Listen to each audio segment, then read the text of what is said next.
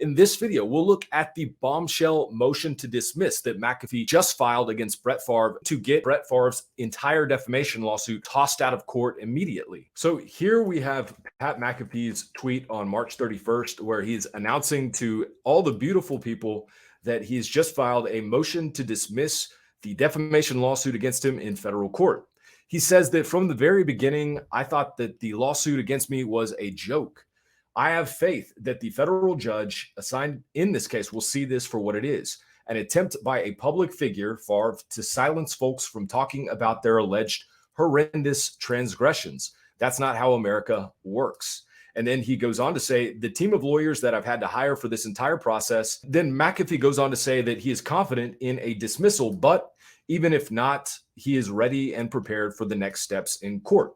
Regardless of what happens legally, he says, I'd like to showcase what our show is actually about and extend an invite to Mr. Brett Favre. And then McAfee takes the moral high ground here by saying, Brett, match me with a donation to a Big Brother, Big Sisters Foundation in Mississippi. Let's help out the next generation of Mississippians together. Let's give some support to the citizens of your state who might need it a little bit, and let's make something positive out of this sad clown show of a defamation suit with no merit. And then you can see down here, this tweet has gotten 3.7 million views on Twitter in the last few days. So now let's take a look at the actual motion to dismiss that McAfee has filed against Brett Favre. Here we have Pat McAfee's motion to dismiss filed on March 31st, as you can see here. And we will just dive right in. This is the introduction. It states, plaintiff NFL Hall of Famer Brett Favre has been sued by the Mississippi Department of Human Services for his alleged involvement in the diversion of millions of dollars of welfare funds to himself personally, to his company, to a for-profit biotech company, and to his alma mater for construction of a volleyball facility that he agreed to personally fund. Those funds were earmarked for the assistance of Mississippi's neediest families, and there was no appropriate purpose for their payment to Favre and others for Favre's pet projects. Favre's attempt now to deflect attention away from MDHS's highly publicized claims against him and to silence media defendants from reporting on such claims should not be countenanced. Favre's complaint ignores the MDHS lawsuit entirely and instead attempts to paint Favre as the defamed victim of two cherry-picked statements and a tweet allegedly made by comedic sports analyst and broadcaster Pat McAfee. It goes on to say that when taken in context as required by Mississippi law, McAfee's comments are not actionable defamation. And then they give three main defenses here. First, the comments were not false statements of fact about Favre. Second, as comments on official proceedings by MDHS and the auditor's office, McAfee's statements were privileged. Furthermore, as a public figure, Favre has utterly failed to plead the essential element of actual malice. And as you'll see near the end of this video and the end of this motion, the actual malice issue is probably the biggest hurdle that Favre would have to clear in this lawsuit. And of course, actual malice, as McAfee points out here, requires a high degree of awareness of the falsity of his statements, or that McAfee would have entertained serious doubts as to their truthfulness. Moving on, it says, in meritless cases like this one, there is a powerful interest in ensuring that free speech is not unduly burdened by the necessity of defending against expensive, baseless litigation. As a public figure bringing suit against a media defendant for reporting on matters of public concern, which are the subject of official proceedings and detailed at length in public records, Favre cannot state a claim for defamation upon which relief can be granted. Ultimately, this is a very persuasive point, though, and the reason is we really want to extend a lot of protection to people reporting on matters of public concern involving public figures. That is one of the key things that our First Amendment right to free speech protects. Now, moving on to the factual section of this motion. In Chapter 1, it states, in May 2020, the auditor's office announced discovery of the misuse of tens of millions of dollars of welfare funds. And then it goes on to say that the auditor's office announced its determination that millions of dollars of grants from MDHS were misspent, converted to personal use, spent on family members and friends of staffers and grantees, or wasted, including by the Mississippi Community Education Center, also known as MCEC, a nonprofit that received substantial Mississippi Department of Human Services grants over the prior 3 years. mostly from the Temporary Assistance for Needy Families, or TANF program. Now, moving on to the next page, it says, these funds were intended to help low-income families with children achieve economic self-sufficiency. The auditor's office found, however, that there was extensive misspending by the MCEC, which, quote, made multiple donations with the needy family funds, like donations to universities. The gym that we're about to hear about would be one of those instances, and provided no proof of the donations that they were used to help the needy. Some of the questioned costs were $1.1 million paid by that nonprofit to Favre Enterprises, Favre's company, on a contract for speaking engagements, because auditors were unable to verify that any work was performed in order to fulfill the contract, and $5 million paid by that nonprofit to the University of Southern Mississippi Athletic Foundation on a sublease, in quotation marks, for use of a wellness center on campus, because auditors determined that the payment was a donation to that university for the construction of the wellness center and not a lease of the property. Moving on to chapter 2, it states that in October 2021, Chad White, the auditor's office, issued a demand to Favre for repayment of the misdirected needy family funds.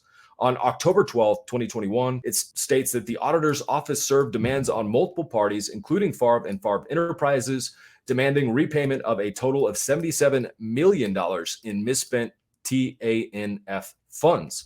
Specifically from Favre and Favre Enterprises, the auditor's office demanded repayment of $828,000, which my understanding is Favre did in fact repay that money, and he did so pretty quickly after the demand came. Then in chapter 3, it states in May 2022, the Mississippi Department of Human Services sued Favre for his alleged involvement in the misdirection of the needy family funds to himself, his enterprise, and a biotech company, Prevacus, in which he has a controlling or majority share. It says on May 9th, 2022, the MDHS filed a civil lawsuit against, among other people, Favre and Favre Enterprises. The lawsuit accused Favre and Favre Enterprises of conspiring with Nancy New, then chief executive officer of the nonprofit, to divert $1.1 million in needy family funds to Favre and Favre Enterprises in exchange for speeches and autograph signings Favre never performed. And then it says MDHS alleged that certainly no services were performed by Favre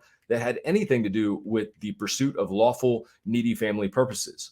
The MDHS lawsuit also accused Favre of diverting $2.1 million of needy family funds for non-needy family purposes to Prevacus, a, quote, private for-profit biotech corporation in which Favre was the largest individual outside investor and holder of corporate stocks. So that clearly looks a little bit shady, and Favre certainly is benefiting from the use of these funds, but he is not, it sounds like he's not directly touching the money. He doesn't have actual direct control over these funds. And so we'll keep that in mind going forward. Then it says specifically MDHS alleged that Favre urged the chief executive officer of Prevacus to solicit Nancy New to use MDHS grant proceeds to invest in the stock of Prevacus in the personal names of herself and her son, Zachary New.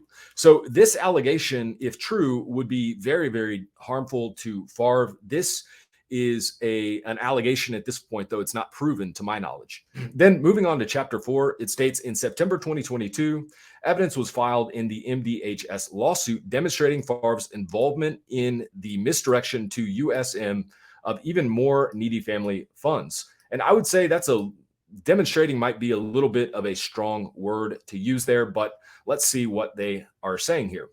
The nonprofit here filed a motion to compel the production of documents by non-party and former Mississippi Governor Phil Bryant in connection with the other lawsuit. In the motion, the nonprofit asserted that it paid $1.1 million in needy family funds expressly to provide Favre with additional funds for construction of the volleyball facility at his daughter's university.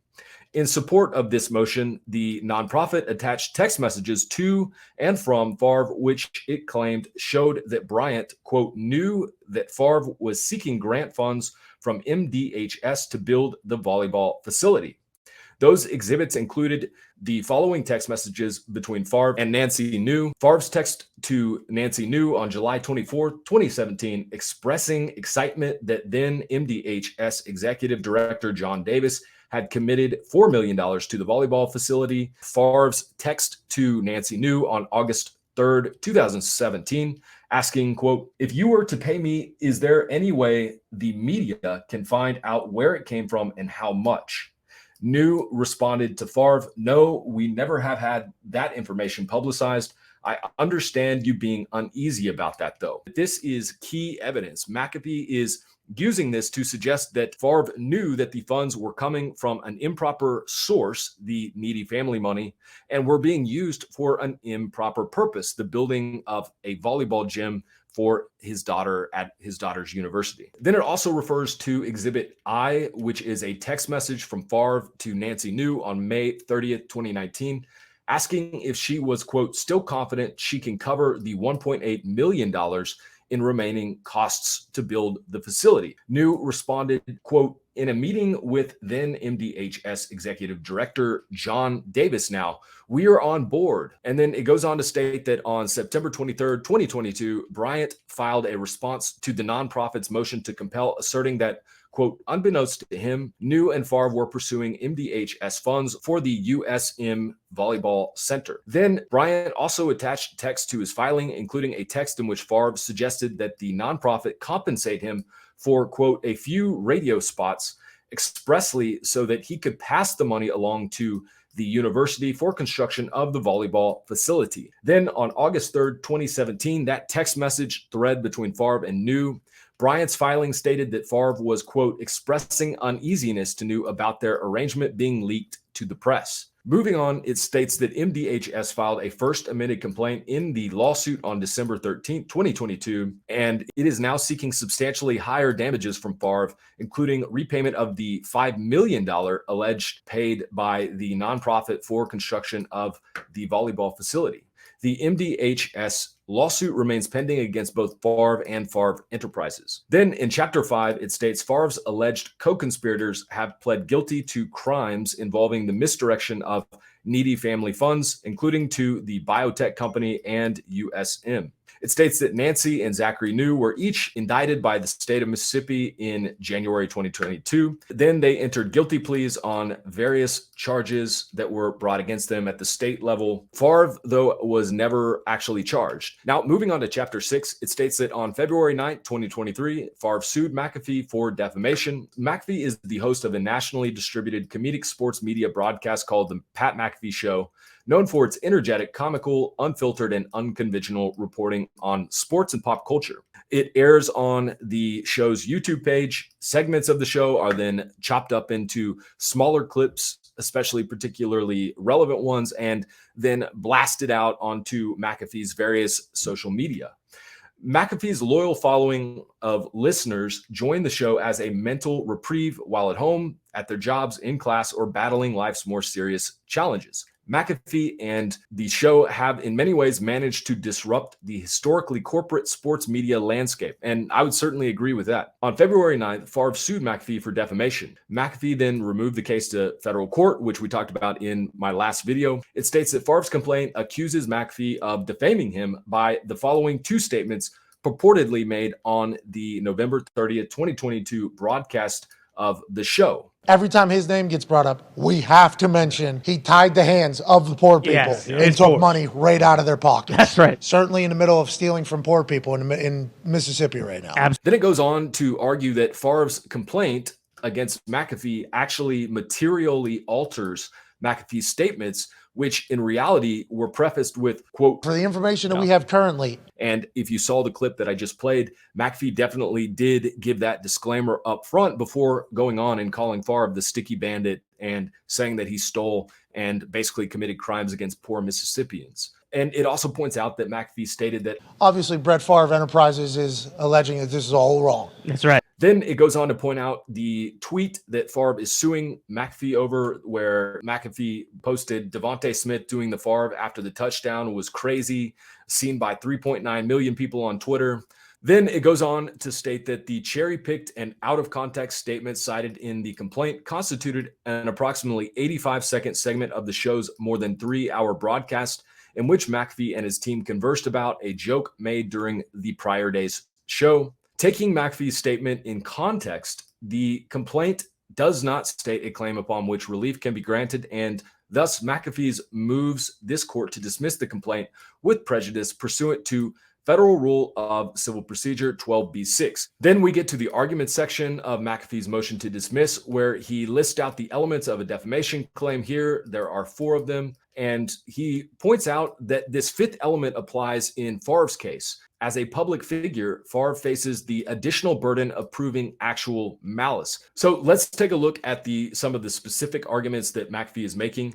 Down here, McAfee is saying that the complaint pleads no false statement of fact. Number 1, the November 30th statements do not contain false statements of fact.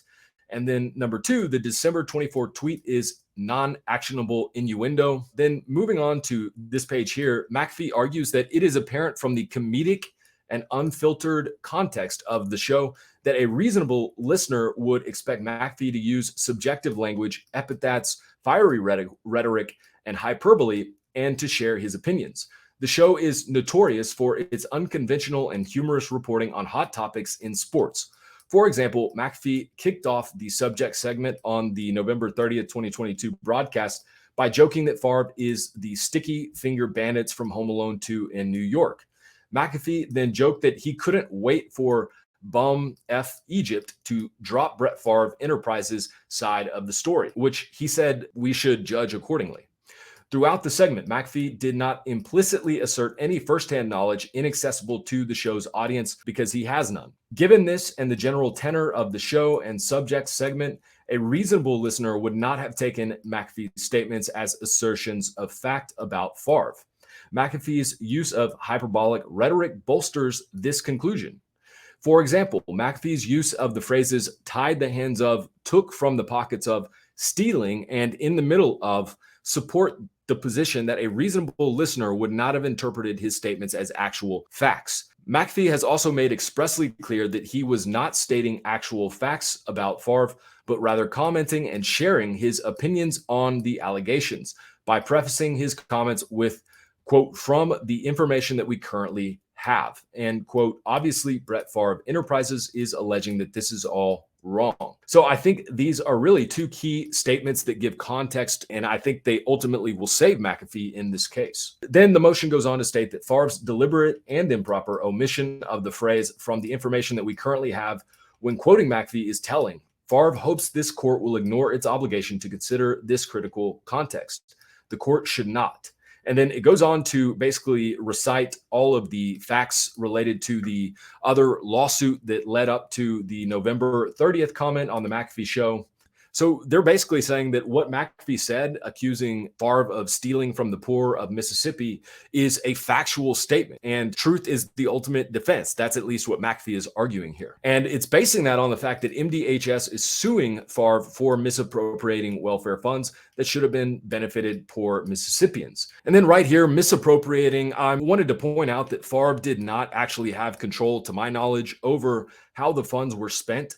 He appears to have influence over how those funds were spent and certainly did exercise that influence, but you cannot misappropriate something over which you have no control. And so to say that he misappropriated the welfare funds, it sounds like Nancy New and the other people at the nonprofit were the ones who actually misappropriated the money. And then with respect to the tweet, it says, here are the words Devontae Smith doing the Favre after the touchdown was crazy, which was what McAfee tweeted out.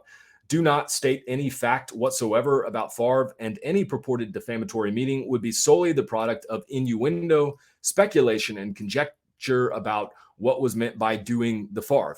Now, I think that's kind of a hollow argument because we all know what he meant by that. We all saw the video clip that was included with that tweet where they're taking money out of the Salvation Army money pot. It's a funny joke, no doubt, but we all know that what he was implying by doing the Favre. Then McAfee goes into a legal matter of whether something is privileged or not. It says McAfee's statements are indisputably attributable to allegations made against Favre in the MDHS lawsuit and information disclosed by the auditor's office, and thus are privileged under the First Amendment and Mississippi law. It states Mississippi law likewise recognizes an official proceedings privilege, pursuant to which the publication of defamatory matter concerning another in a report of an official action or proceeding or of a meeting open to the public that deals with a matter of public concern is privileged if the report is accurate and complete or a fair abridgment of the occurrences reported. And so here I said, well, Favre obviously disputes the accuracy of any statements that are made in a lawsuit against him. In fact, he has filed a motion to dismiss those claims against him in that lawsuit. And so I think it might be a little bit premature to say that this privilege would apply before we actually have any kind of factual finding from a jury that these facts have been established and the allegations against him are actually factual in nature, that they've been proven in a court of law. And then moving on, this is the biggest argument, probably the strongest argument that McAfee is going to make in this case in general, not even just confined to this motion. It states that the complaint pleads no plausible allegations of actual malice. McAfee goes on to say that as a public figure, Favre faces the additional burden of proving actual malice by clear and convincing evidence. Actual malice is a statement made with knowledge that it was false or with reckless disregard of whether it was false or not. And that requires a high degree of awareness that it is probably false, or someone who entertains serious doubts as to its truth. It states that the totality of Favre's allegations of actual malice is the conclusory averment set forth in paragraph 27 of the complaint that, quote, McAfee acted with actual malice and with knowledge of the falsity of the defamatory statements, or at a minimum with reckless disregard for their falsity, by purposely avoiding the truth and, in fact, lying that Favre committed what are serious crimes in the state of Mississippi. Such conclusory allegations are woefully inadequate. So here are my final thoughts after reading through this motion and the exhibits. First, fighting this lawsuit may do more harm than good for Favre's reputation. It's certainly very risky because anything he says in this case, any documents he produces over any witnesses who are interviewed and testify in this case can be used and can have an effect on the other case that is much more serious, where Favre is a defendant in the Mississippi Department of Human Services lawsuit over the scandal itself. And so he needs to carefully consider whether or not he wants to go down this road. It's certainly more risky than just defending himself in that other lawsuit. This motion is a very effective warning shot at Favre that McAfee plans to fight this tooth and nail. And so I thought the lawyer for McAfee, Sarah Decker, props to her. She did a very good job with this motion. One other thing, I did not write this down, but I think it's worth mentioning that this case involving a public figure, Brett Favre, and a very public scandal is going to play out in the court of public opinion and be resolved in the court of public opinion long before a court ever resolves it at a trial or by motion. And so I think that if nothing else, this motion to dismiss and all of the exhibits that were attached to it, even if it is denied, I think it was good to get McAfee's side of the whole ordeal out into public and let the public judge for themselves, because ultimately this is going to play out in the court of public opinion just as much as it will in the actual courtroom. The second note that I made here is that the court may grant this motion and dismiss Favre's claim with leave to file an amended complaint, or the court may grant this motion with prejudice, meaning Favre is done with this lawsuit, he cannot even refile it, or the court could simply deny this motion. In my opinion, I think that either the first option, granting the motion and dismissing Favre's claim with leave to file an amended complaint, or just outright denying this motion, I think one of those two scenarios will actually happen. I would be somewhat surprised if the court does grant this motion with prejudice. Third, most motions to dismiss for failure to state a claim under state tort law are denied simply because the standard for adequately stating a claim is fairly low. Federal Rule of Civil Procedure 8A, it simply requires the plaintiff to make a short, plain statement of the law, the legal claim that he's being brought, and the factual allegations that prove each element of that claim. And nothing beyond that is required. In my experience, courts will typically deny motions to dismiss unless there is some special immunity or some sort of really solid legal defense that applies in the case. But I don't see that being the case here. What I see is a bunch of exhibits attached to a motion to dismiss and a lot of factual based arguments. And to me, that signals this is going to be denied because it's not legal arguments being made. There are actually factual arguments being made over whether it was false, whether it was true, whether he knew, whether he acted with actual malice.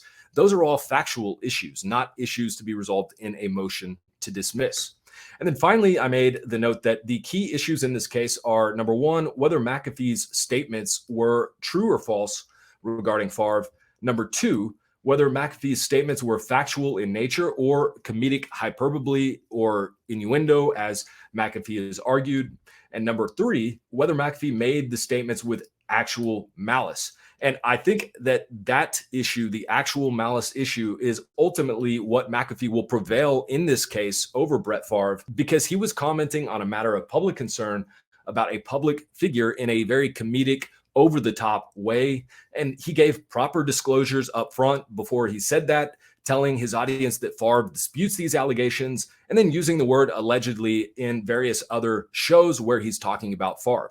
So at the end of the day, if I had to make a bet on how this will play out, I would imagine that McAfee will win this case. Brett Favre will not win this case, but it'll be a close call. So make sure to hit that subscribe button below and turn the bell notification icon on so you don't miss any of my future videos on this lawsuit.